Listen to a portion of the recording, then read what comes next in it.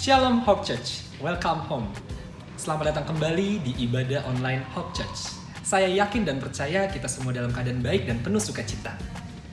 Sebelum kita memulai ibadah kita, mari kita saksikan beberapa info berikut.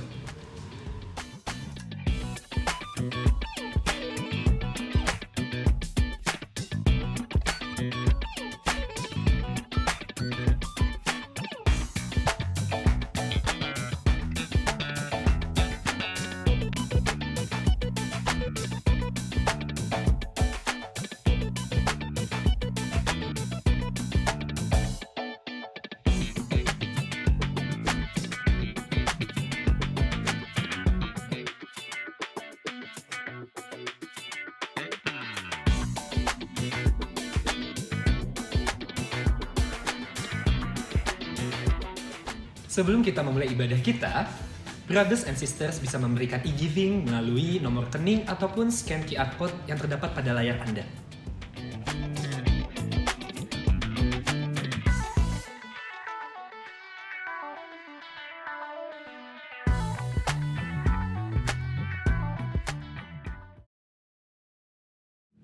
Mari kita bersatu di dalam doa.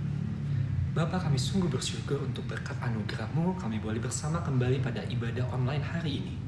Kiranya Engkau yang boleh berkati tiap anak-Mu yang melayani hari ini, dan kiranya Engkau yang boleh berkati tiap kami dimanapun kami berada. Tolong berkati ibadah hari ini, Engkau yang boleh tutup bungkus dari awal hingga akhir. Biarlah Tuhan, ibadah hari ini boleh menjadi berkat dan kemuliaan bagi nama-Mu. Dalam nama Yesus kami berdoa. Amin. Selamat beribadah. Haleluya, Yesus.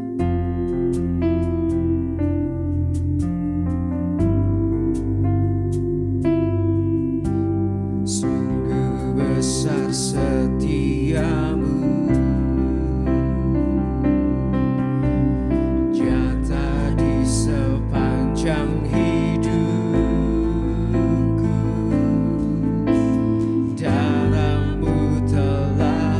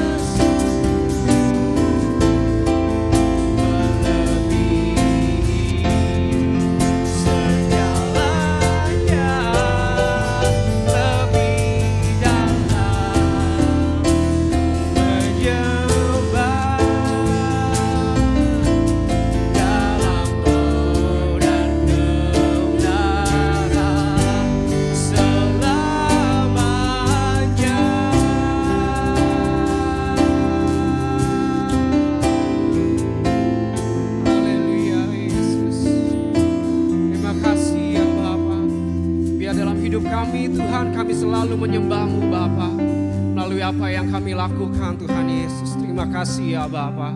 Terima kasih ya Yesus.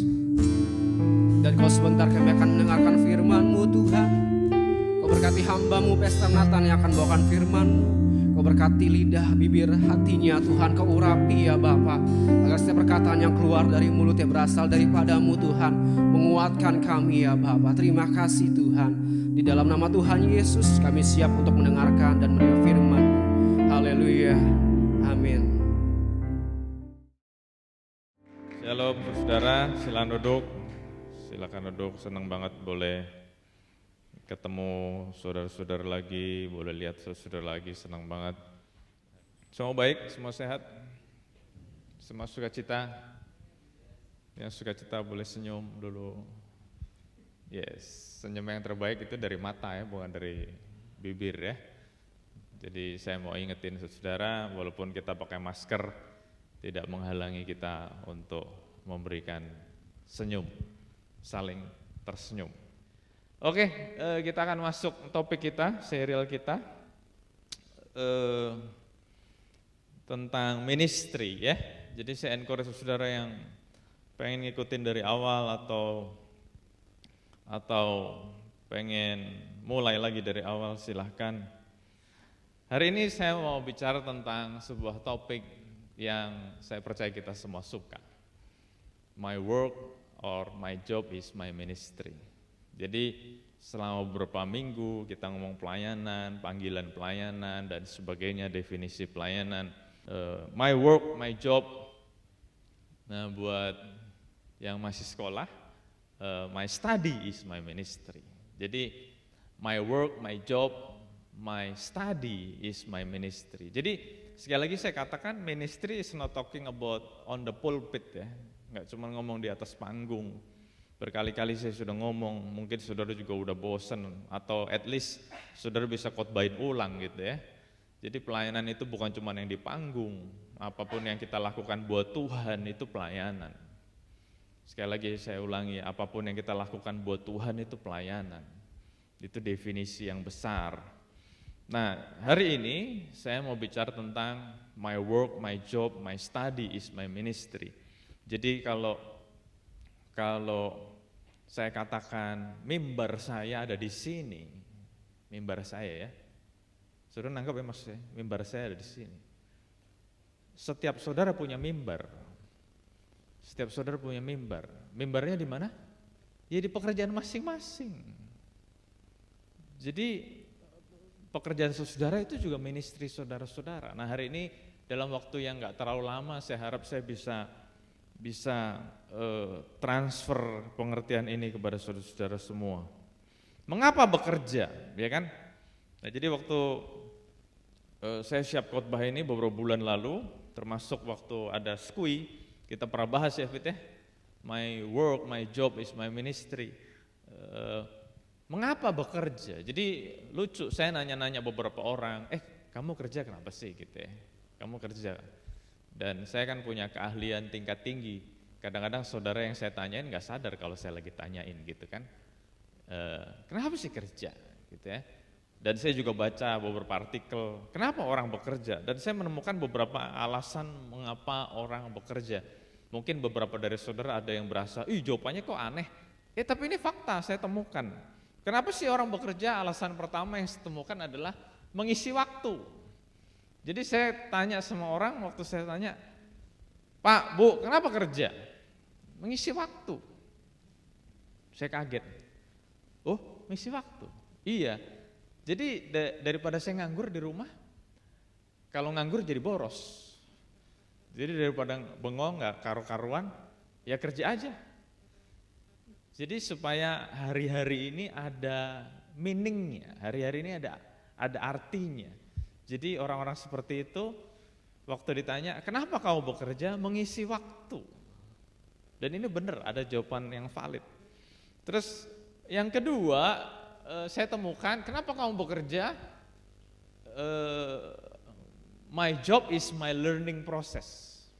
Jadi ada orang yang alasan bekerja adalah karena mau belajar. Dan ini banyak ya, banyak contoh-contoh yang sederhana. Ada orang-orang yang pengen, contohnya ya, ada yang pengen punya perusahaan yang bekerja di bidang kontraktor misalnya, ngebangun-bangun gitu ya. Nah, sebelum dia mendirikan perusahaannya sendiri, dia ikut kerja sama orang, ikut kerja sama company yang lain untuk belajar. Gimana sih membangun sebuah rumah, gimana sih membangun sebuah bangunan, gimana sih membangun jembatan gitu ya. Jadi sebelum build their own empire gitu ya, dia kerja sama orang untuk belajar. Contoh kayak gitu ya. Jadi sebelum aku punya restoran, aku mau kerja di restoran dulu. Gimana sih caranya cuci piring? Gimana sih caranya cuci sayur dengan efektif gitu ya. Nah, jadi waktu saya ketemu orang, kenapa sih kerja Pak, Bu? Oh ini, this is my learning process. Saya mau bangun perusahaan yang lain. Saya mau bangun perusahaan sendiri yang bergerak di bidang yang sama. Jadi saya belajar dulu. Enggak salah, enggak salah. Nah, jawaban yang berikutnya lucu juga. Kenapa sih kerja? Oh, saya mau mengabdi pada masyarakat. Jadi kalau saudara cukup rajin lihat di sosmed, ada salah satu influencer yang followernya sudah jutaan, seorang lawyer gitu ya. Saya nggak usah sebut nama lah ya, seorang lawyer. Sudah tahu maksud saya ya? Nah, dia berkali-kali ngomong dia punya uang sudah triliun, hartanya sudah triliun. Fee dia untuk kasih konsultasi itu udah bukan jutaan, tapi udah di atas ratusan juta. Jadi dia bilang, sebetulnya kalau saya taruh di deposito aja, setiap bulan bunganya itu udah di atas 1 miliar. Saya bayangin ya, wah ini orang tajir melintir nih ya. Tapi dia tetap sibuk, kenapa? Dia bilang, karena buat saya, dia bilang, kerja ini adalah pengabdian kepada masyarakat. Keren juga. Alasan bekerja, dan saya menemukan work is a divine command. Jadi ternyata bekerja adalah perintah ilahi. Jadi jangan pernah berpikir bekerja itu hukuman ya, enggak. Work is a divine command. Kejadian 2 ayat 15, Tuhan Allah mengambil manusia itu dan menempatkannya dalam Taman Eden untuk mengusahakan dan memelihara taman itu. Jadi waktu Tuhan menciptakan manusia, Tuhan menciptakan manusia menjadi makhluk yang bekerja. Jadi kalau ada yang berpikir, gue kerja nih gara-gara Adam dan Hawa jatuh dalam dosa. Jangan, itu pendapat yang salah. Karena sebelum Adam dan Hawa jatuh dalam dosa pun Tuhan sudah memerintahkan Adam dan Hawa untuk bekerja. Jadi bekerja itu bukan hukuman. Bekerja itu perintah Tuhan yang pertama, supaya manusia menjadi makhluk yang bekerja. Jadi pastikan kita adalah orang-orang yang bekerja. Karena bekerja adalah perintah Tuhan juga. Jadi tadi kan saya sudah buka dengan beberapa alasan orang bekerja. Saya nggak bilang itu salah ya, 3 di awal tadi nggak salah. Jadi kalau ada yang kayak begitu gitu ya, kayak misalnya Erwin kan, ngisi waktu aja, gue udah nggak tahu mesti ngapain kok. Semuanya Tuhan sudah cukupkan, udah punya mobil, udah punya rumah, udah punya kapal pesiar dan sebagainya, ngapain juga gitu kan. Nah tapi 3 alasan di awal tadi nggak salah sama sekali nggak salah. Tapi saya mau buka paradigma saudara bahwa kita diciptakan Tuhan untuk bekerja. So please jangan pernah berpikir, aduh gue kerja susah-susah nih gara-gara Adam jatuh dalam dosa nih. Enggak, Adam gak jatuh dalam dosa pun kita harus kerja. Jadi jangan pernah berpikir ini hukuman, enggak. Nah jadi alasan yang lebih enteng tadi saya buka di awal, terus saya mau sampaikan kepada saudara, ternyata bekerja itu divine command. Nah mungkin saudara, yang saudara lakukan belum saya singgung di sini, belum saya sebut di sini. Mostly saudara bekerja ngapain? Cari duit, cari uang atau nafkah. Saya waktu siap khotbah ini saya mau nulis agak mikir ya, karena bahasa Indonesianya terus terang buat saya kurang bagus, cari uang gitu ya. Emang uang dicari-cari, gitu ya. Sorry ya, saya bukannya tergila-gila bahasa Inggris, tapi ada beberapa istilah dalam bahasa Inggris lebih enak didengar. Bahasa Inggris ngomongnya make money gitu ya. Make money lebih enak didengar daripada cari uang. Cari-cari di mana gitu, cari uang. Enggak gitu ya. Jadi saya lebih suka make money sebetulnya. Oke lah. Anyway, bahasa Indonesianya cari uang. 2 Tesalonika 3, 10-12, ngomong-ngomong cari uang bener atau salah? Bener salah? Kerja cari uang bener salah? Bener dong, gak salah dong. Kalau saya bilang salah berarti semua saudara ini salah. 2 Tesalonika 10-12, sebab juga waktu kami berada di antara kamu, kami memberi peringatan ini kepada kamu, jika seorang tidak mau bekerja, janganlah ia makan. Jadi bekerja, cari uang, make money, cari nafkah gak salah. Karena memang Tuhan ngomong, kalau kamu gak kerjain jangan makan. Gitu kan? Tetapi kami katakan ini karena kami dengar bahwa ada orang yang tidak tertib hidupnya dan tidak bekerja. Melainkan sibuk dengan hal-hal yang tidak berguna. Nah, jadi ternyata ada orang yang pengacara, pengangguran tapi banyak acara gitu kan ya. Sibuk dengan hal-hal yang tidak berguna, tidak tertib hidupnya dan tidak bekerja. Nah, lewat khotbah hari ini saya mau mengubah kata-kata saya. Kadang-kadang kalau ada yang ngomong lagi sibuk kok, terus saya jawab busy is good problem gitu ya. Nah, hari ini saya mau rubah. Sibuk itu sesuatu yang tidak baik. Busy versus produktif. Jadi sibuk dibanding dengan produktif. Sibuk ternyata ada hal-hal yang orang sibuk untuk hal-hal yang tidak berguna. Tapi kalau orang produktif pasti menghasilkan sesuatu yang berguna, sesuatu yang baik. Produktif atau produktif bahasa Inggrisnya itu kan bahasa di luar sana. Nah, kalau saudara hobi baca Alkitab, di dalam Alkitab ada padanan kata produktif atau produktif yang saya udah sering ngomong sama saudara. Ada yang masih ingat nggak? Produktif dalam bahasa Alkitabnya apa? Produktif dalam bahasa Alkitabnya itu fruitful, berbuah. Jadi ini kita keluar sedikit dari kata-kata bekerja, tapi tetap ada hubungannya. Oleh karena itu marilah kita menjadi orang-orang yang produktif, bukan sibuk nggak karuan ngapain gitu ya. Tapi jadilah orang-orang produktif. Orang produktif mungkin sibuk nggak? Mungkin, tapi hasilnya jelas. Balik lagi, alasan bekerja, orang-orang yang demikian kami peringati dan nasihati dalam Tuhan Yesus Kristus supaya mereka tetap tenang melakukan pekerjaannya dan dengan demikian makan makanannya sendiri. Jadi Rasul Paulus mengingatkan kepada jemaat di Tesalonika dan kepada kita hari ini, ayo kita bekerja untuk cari nafkah, untuk make money, untuk cari uang. Tujuannya apa? Ya kalau nggak punya uang, gimana bisa makan gitu kan?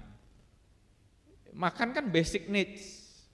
Jadi bukan cuma makan, minum, punya baju, pakai pakaian yang decent, yang layak, punya sepatu yang decent gitu kan? Ya punya kehidupan yang layak gitu. Dan di sini dikatakan dengan demikian makan makanannya sendiri. Jadi bukan minta belas kasihan orang. Ya. Hari ini ngutang sama si A, besok ngutang sama si B, besok lagi pagi-pagi doa sama Tuhan. Tuhan, hari ini siapa yang gue mintain duit ya? Itu adalah orang kayak gitu. Kita bukan tipe orang seperti itu. Kita nggak minta belas kasihan orang. Kita makan karena usaha kita. Ya enggak? Kita bekerja makanya kita bisa makan.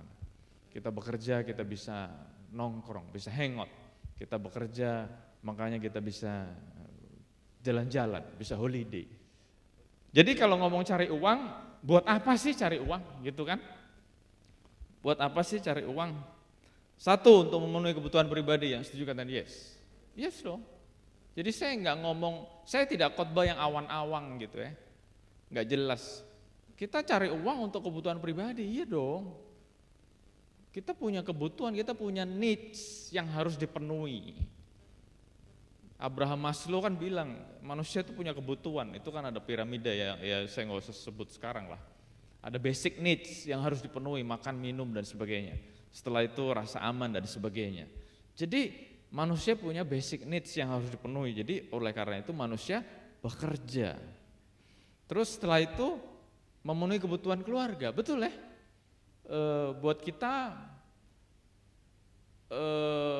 yang masih single, ya bersyukurlah saudara masih single. Tapi hari ini saya mau ingetin kepada saudara, kalau saudara tidak punya tanggung jawab yang lain, duit itu ditabung, jangan difoya-foya. Karena someday saudara punya keluarga yang saudara harus nafkahi. Dan waktu saya baca beberapa artikel tentang ekonomi, ada beberapa orang yang tanda kutip harus menjadi, atau bukan jadi, harus mengalami burger syndrome dalam ekonomi. Ada yang tahu burger syndrome dalam ekonomi? Jadi dia harus menafkahi istri dan anak-anaknya, tapi dia juga harus menafkahi orang tuanya. Ya, jadi dia di tengah gitu kan, jadi makanya disebut burger syndrome. Nah jadi ada orang-orang yang bukan cuma menafkahi istri dan anak-anaknya, atau buat istri yang kerja bukan cuma menafkahi anak-anaknya atau suaminya, tetapi juga harus menafkahi orang tuanya, bahkan saudara-saudaranya. Ada orang-orang yang ngalamin seperti itu. Salah nggak? Ya enggak, ini namanya juga keadaan, begitu kan? Nah tapi saya mau katakan makanya kita harus bisa memanage keuangan dengan baik, karena bukan hanya kebutuhan kita yang kita harus penuhi, tapi juga kebutuhan keluarga. Dan saya juga mau sampaikan, kenapa kita cari uang? Ternyata juga untuk mendukung pelayanan atau pekerjaan Tuhan.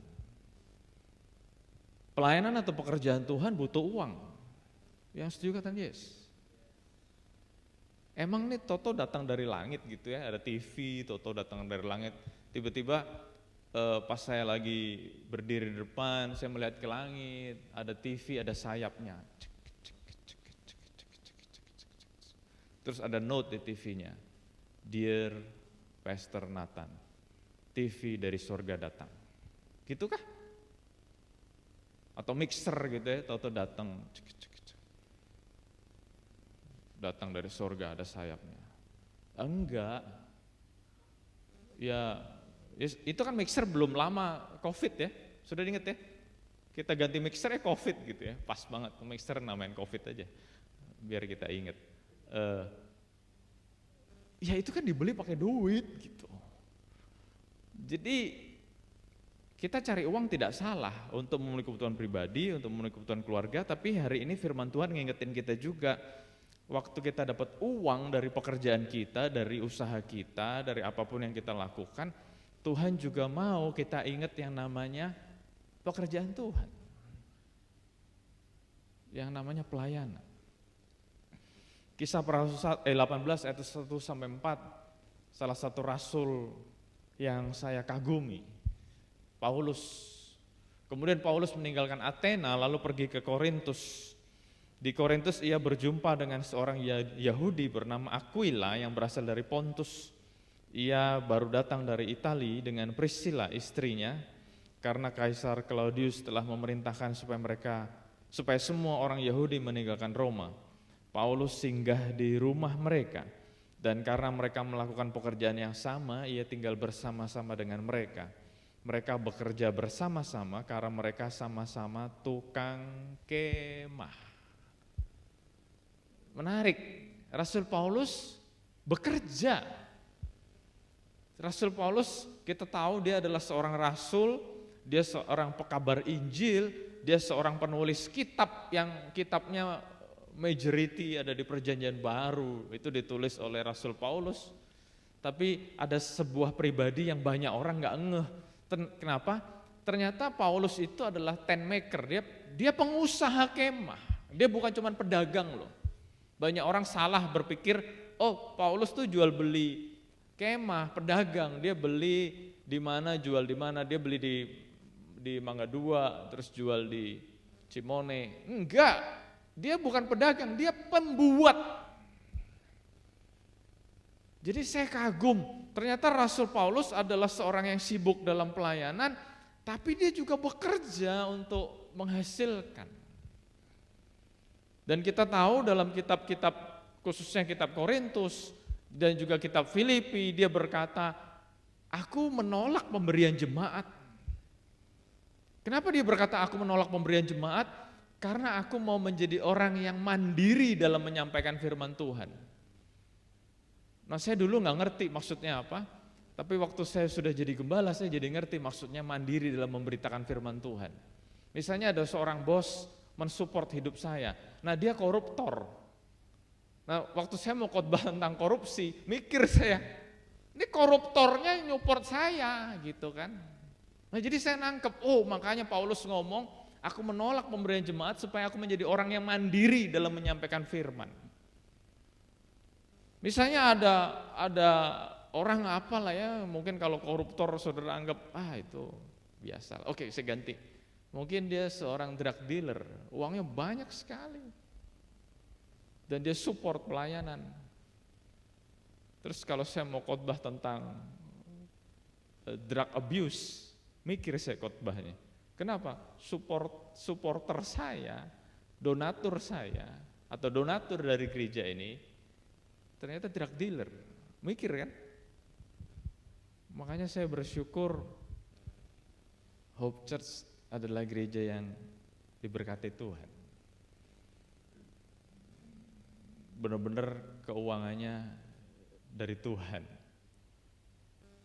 Sampai hari ini belum ada orang yang berkata kepada saya atau Hope Church, saya yang support Pak, belum ada. Kenapa saya bersyukur? Jadi setiap bulan saya diajar Tuhan untuk menjadi orang yang tetap beriman. Buat bayar-bayar bulan depan, enggak usah pikirin lah. Yang penting kalau Tuhan mau tetap ada Hope Church, pasti Tuhan pelihara. Yes, Tuhan, yes. Menarik. Jadi Rasul Paulus bekerja, tapi setiap hari Sabat dikatakan Paulus berbicara dalam rumah ibadat dan berusaha meyakinkan orang-orang Yahudi dan orang-orang Yunani. Jadi bicara tentang dari hari ke hari Rasul Paulus bekerja, tapi hari Minggunya, hari Sabatnya Rasul Paulus mengajar. Keren. Jadi saya harap saudara juga meneladani Rasul Paulus. During weekdays saudara bekerja kan? Ya enggak? Tapi during Sabat, Sabat memang artinya hari Sabtu, tapi kita sebagai orang-orang di zaman modern ini hari ibadahnya hari Minggu. Hari Minggu tetap pelayanan. Dia mengerti kata yes. Jadi Tuhan itu sudah ngasih kita untuk bekerja di luar sana selama 6 hari, kadang ada yang 5 hari, bagus. Tapi ingat hari Minggu kita tetap perlu untuk ada di rumah Tuhan. Dia mengerti kata yes. Dan saya pikir Tuhan kita bukan Tuhan yang egois. Tuhan ngasih majority kepada kita untuk make money di luar. Tuhan gak minta 6 hari di bait Allah, 1 hari di luar sana, enggak kan? Tuhan cuma minta hari Sabat.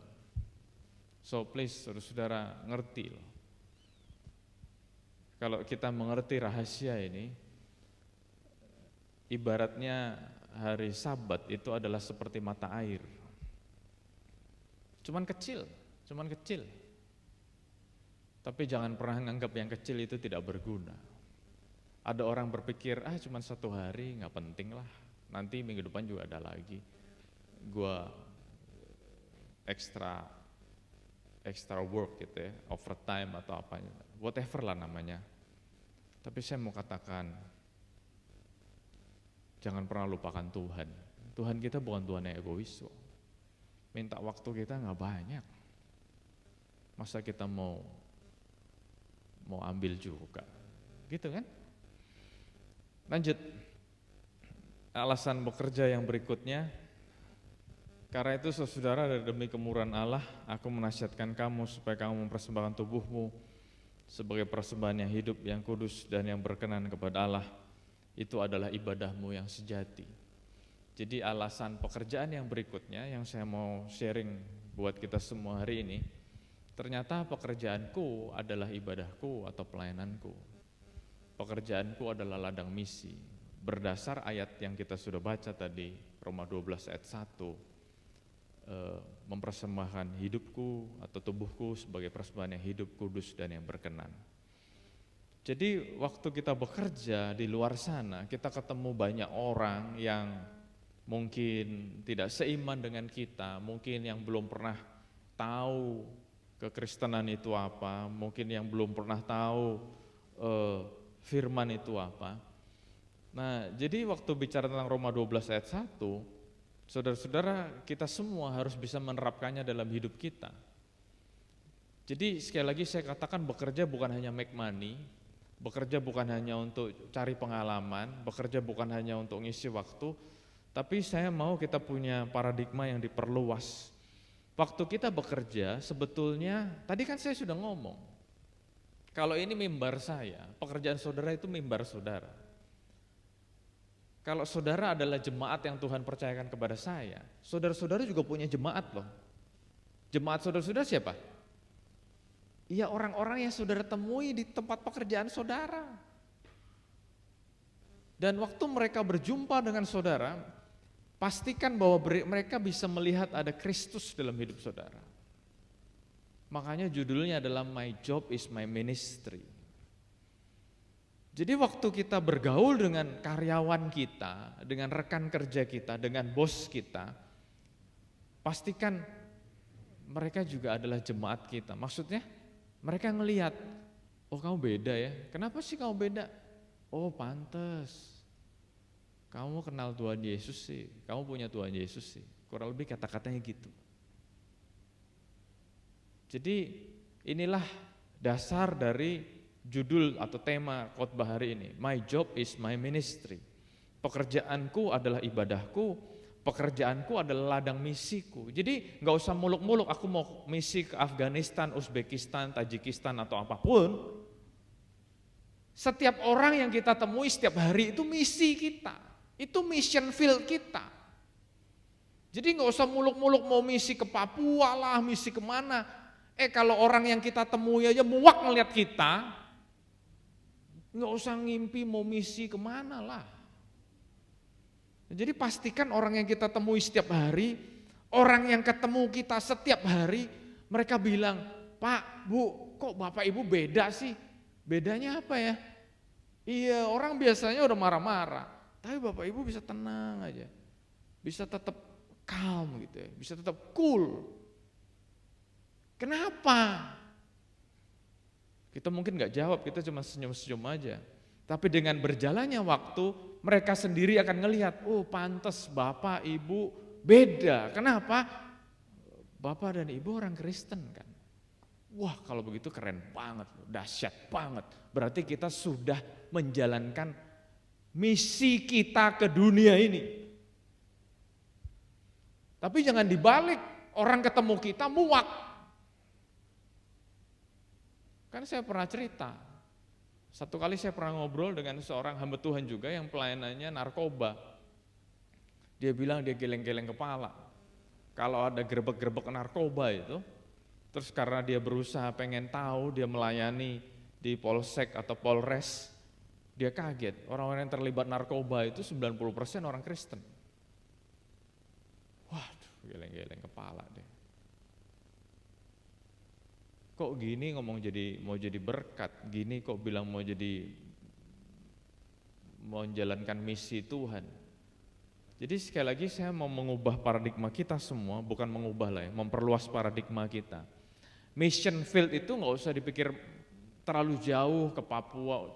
Kalau memang ada yang tergerak mau ke Papua silahkan lah. Saya ngomong begini bukannya melarang saudara ke Papua. Tapi saya mau kasih tahu, nggak usah mikir yang aneh-aneh kayak gitu dulu. Pastikan orang yang menjumpai kita setiap hari mereka melihat sosok Kristus dalam hidup kita. Nah itu kita sudah menjalankan misi kita di dunia ini.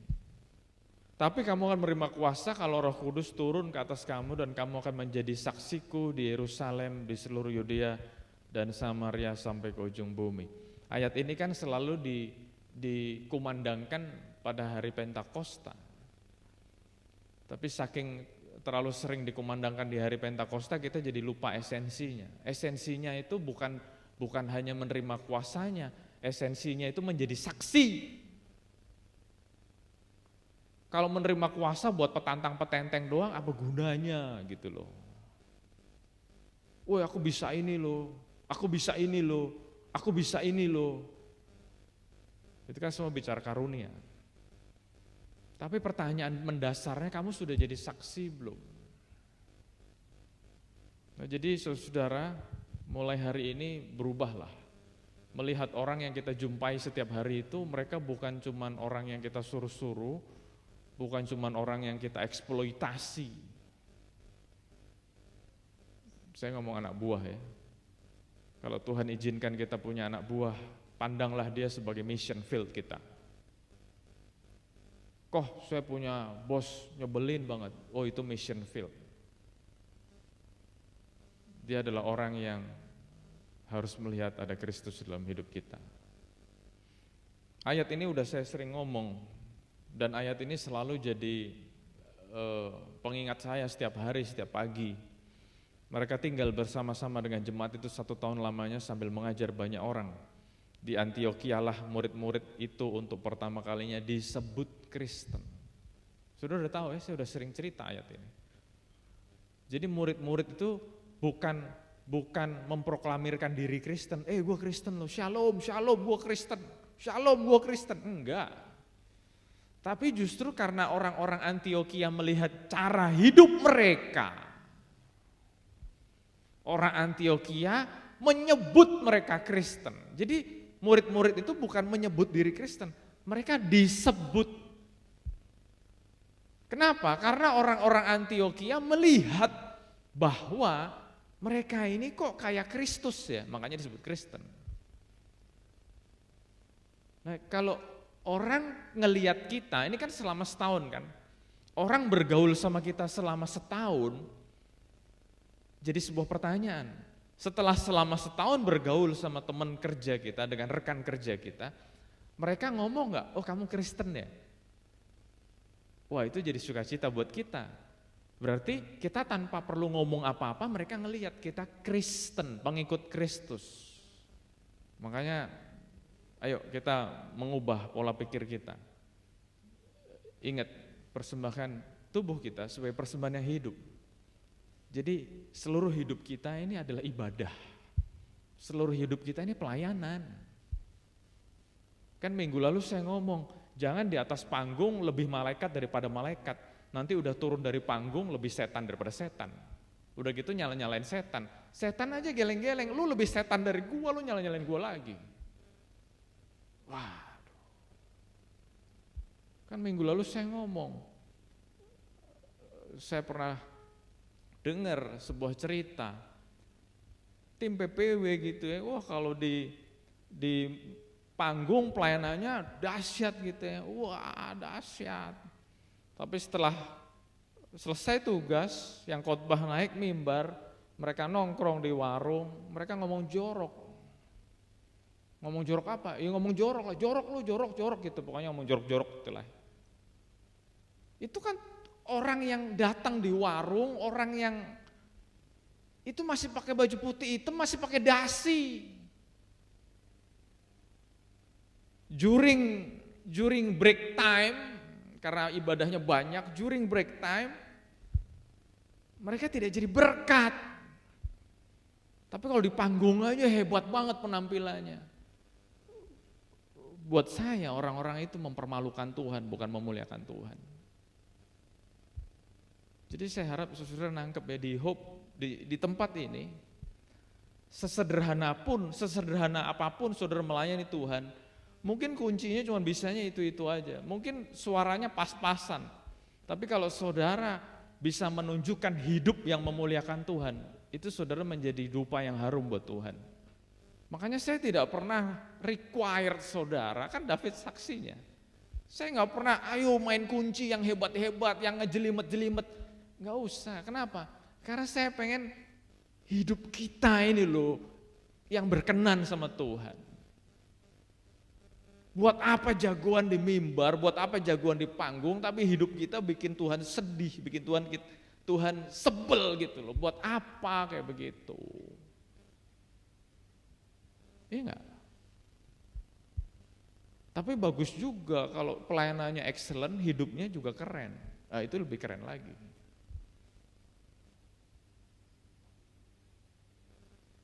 Matius 5:13-14, kamu adalah garam dunia. Tuhan panggil kita menggarami dunia, bukan kamu adalah garam gereja. Jadi jangan jadi jagoan di kandang. Kamu adalah garam dunia. Kamu adalah terang dunia. Ngomongin dunia. Tuhan mau kita punya wawasan yang luas. Saya ngomong jangan jadi jagoan kandang, tapi kata-kata ini juga jangan diterjemahin salah ya. Loh, Konatan kan ngomong jangan jadi jagoan kandang. Iya betul, tapi jangan pernah melupakan kandang juga. Nangkep gak maksud saya?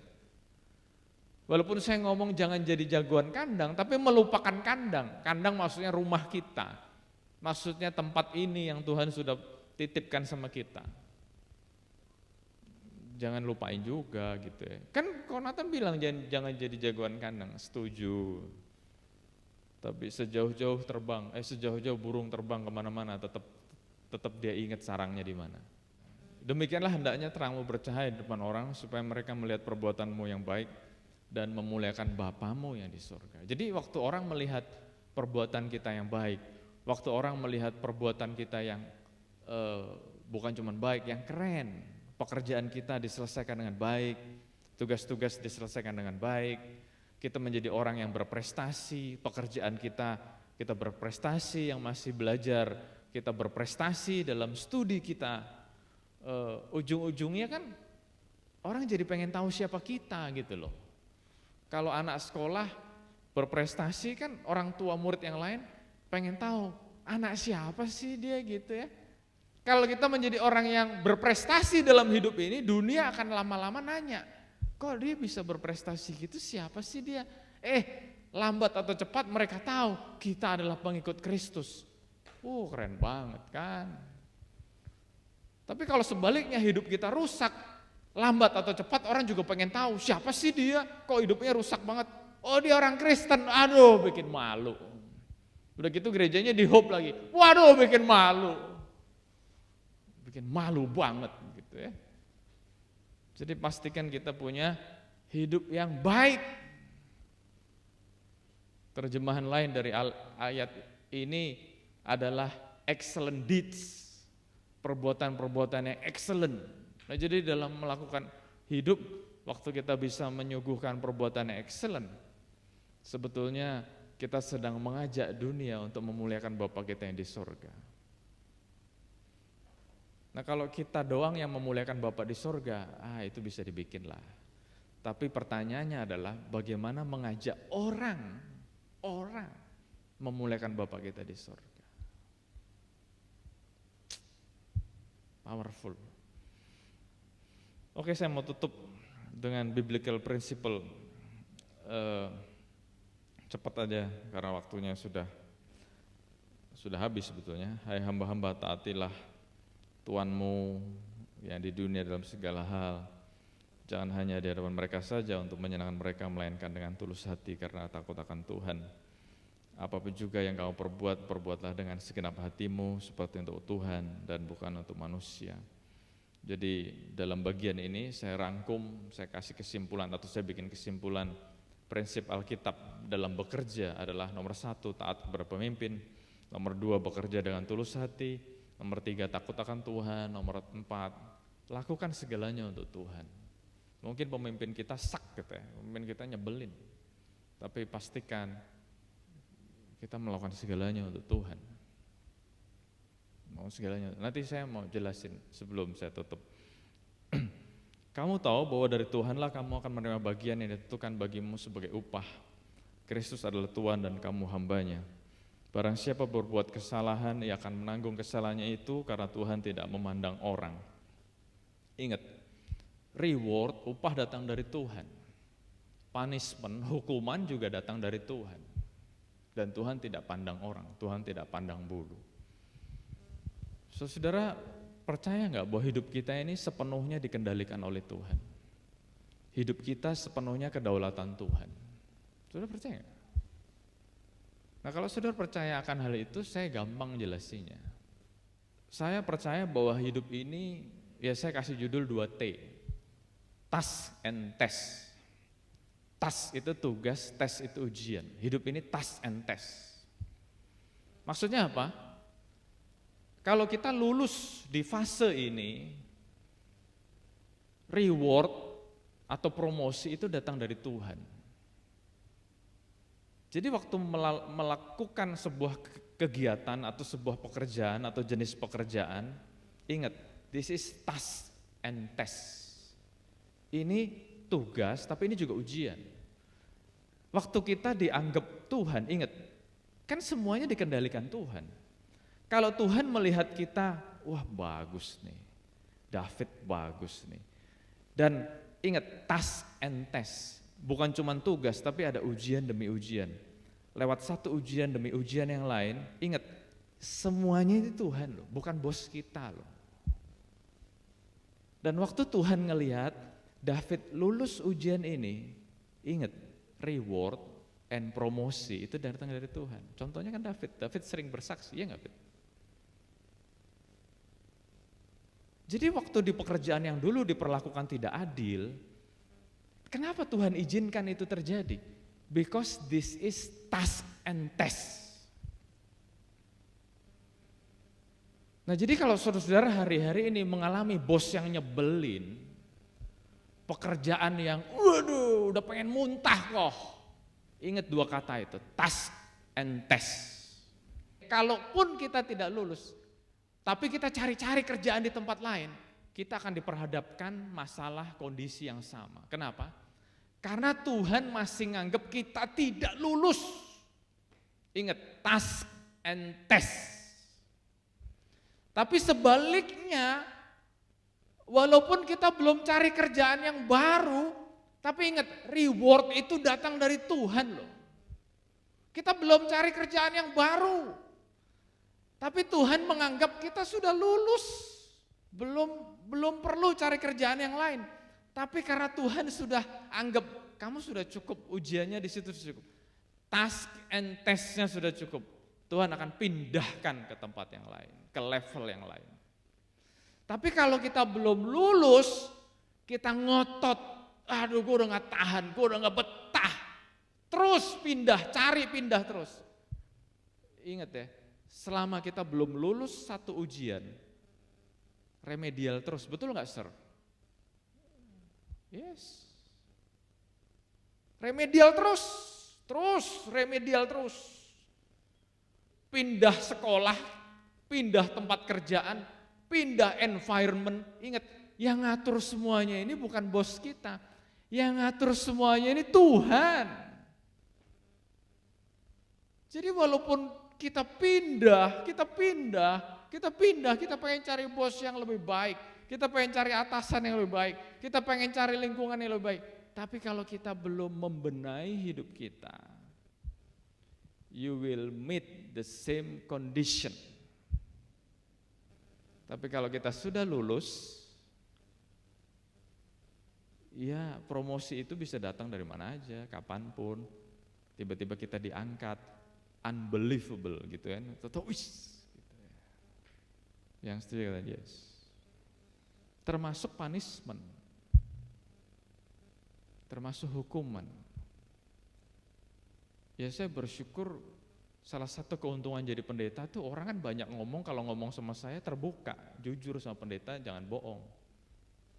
Anyway, banyak orang cerita sama saya, ada beberapa orang yang saya pernah temui punya gaji di atas 70 juta per bulan loh, bukan per tahun. Tapi mereka mengeluh tetap aja kurang. Saya sampai geleng-geleng, lu makan apa tiap hari? 70 juta nggak cukup. Terus di sisi lain ada orang pernah cerita sama saya, gajinya sudah di atas 70 juta juga. Tiap bulan ada aja, mesti berobat inilah, mesti berobat inilah, kecelakaan lah, ngalamin inilah. Ingat, task and test. Kalau Tuhan anggap kita belum pantas dapat gaji sebesar itu, tetap aja kita nggak bisa menikmati. Tetap aja, ada aja yang bocor, keluar terus. Kita nggak bisa menikmati. Tapi sebaliknya, saya juga ketemu sama banyak orang yang gajinya cuman UMR, bahkan lebih di atas UMR, lebih dikit doang, lebih koma dikit, cedek gitu ya. Tapi hidupnya enjoy gitu ya, bisa makan di mana, bahkan mereka dengan bangga bersaksi sama saya, Pak, saya diberi karunia menikmati, bukan mendapatkan, bukan mengusahakan, tapi menikmati. Maksudnya apa? Saya nggak punya macam-macam, saya nggak punya mobil mewah, tapi luar biasa, teman ada yang bisa ngajak naik mobilnya. Saya nggak pernah ngimpi-ngimpi makan di restoran yang keren, tapi ada aja yang ngajak gitu ya. Jadi saya semakin ngerti rahasia ini. Reward and punishment itu dari Tuhan. Jadi mungkin saudara merasa, aduh kok gaji gue kurang. Pertanyaannya bukan yang kita dapat cukup atau tidak. Tapi at the end, kita merasa semuanya baik atau tidak. Jadi walaupun gajinya UMR, tapi hidupnya begitu menikmati. Jadi saudara, please understand this. Test and task. Task and test. Jadi kalau kita sudah lulus dalam sebuah ujian, ngomong-ngomong cari kerjaan baru salah nggak? Enggak salah, saya tidak melarang. Tapi saya mau katakan, kalau saudara cari pekerjaan baru tapi saudara belum menyelesaikan utang saudara, maksudnya utang ini loh, saudara belum lulus ujian, nanti di pekerjaan baru pun saudara akan ketemu masalah yang sama. Saya terakhir biblical principle ora et labora, bekerja boleh nggak? Boleh, tapi jangan lupakan doa. Dan satu hal yang kita nggak boleh lupakan, mengucap syukur dalam segala hal. Karena dalam mengucap syukur ada sesuatu yang besar terjadi dalam hidup kita. Sudah diberkati? Yuk bangkit berdiri yuk. Bapak yang bersyukur Tuhan untuk firman-Mu hari ini. Aku berdoa firman ini bukan hanya menjadi knowledge, tetapi boleh mengubahkan hidup kita. Bukan hanya transfer knowledge, tapi aku berdoa boleh mengubahkan hidup kami semua. Terima kasih Bapak untuk setiap anak-anak-Mu Hope Church. Aku bersyukur Tuhan untuk Hope Church, setiap anak-anak-Mu, setiap anak-anak muda-Mu yang ada di tempat ini. Aku melihat ada sesuatu yang besar sedang Kau kerjakan dalam hidup mereka. Oleh karena itu Tuhan, berikan kepada kami semua kerendahan hati, ketulusan untuk mau dibentuk oleh Tuhan. Karena kami tahu Tuhan, waktu Engkau membentuk kami, hasil akhirnya adalah sesuatu yang indah, sesuatu yang baik. Oleh karena itu Tuhan, ajar kami untuk taat dan setia. Taat dan setia akan panggilan-Mu, taat dan setia akan proses yang sedang Kau lakukan, supaya hidup kami menjadi orang yang lebih baik. We become a better person, dan akhirnya kami boleh semakin memuliakan nama Tuhan. Terima kasih Bapa, Engkau berkati setiap anak-anak-Mu, setiap kesaksian-kesaksian yang baik. Aku berdoa Tuhan Engkau meteraikan supaya tidak ada tangan-tangan yang tidak baik, tangan-tangan iblis yang mencuri kemuliaan Tuhan itu. Tetapi sebaliknya bila ada orang-orang yang sedang struggle dengan hidupnya, Engkau juga berikan kekuatan supaya mereka boleh menjalani hidup ini. Lulus akan task and test ini Tuhan, sehingga mereka boleh naik kelas. Terima kasih Bapak, kami bersyukur Tuhan. Aku sungguh bersyukur untuk setiap anak-anak-Mu, setiap pribadi diberkati Tuhan, setiap keluarga diberkati Tuhan.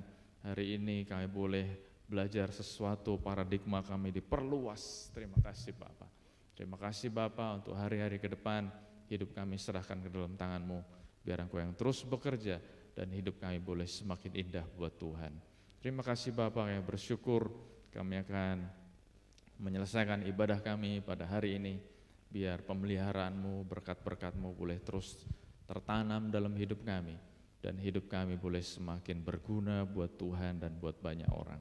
Terima kasih Bapa. Berkati setiap anak-anak-Mu, berkati keluarga kami masing-masing.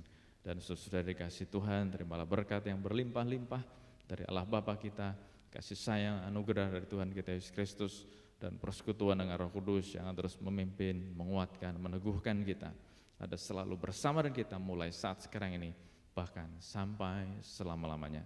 Dan kita yang diberkati Tuhan sama-sama katakan, amin, amin. Tuhan Yesus berkati, happy Sunday.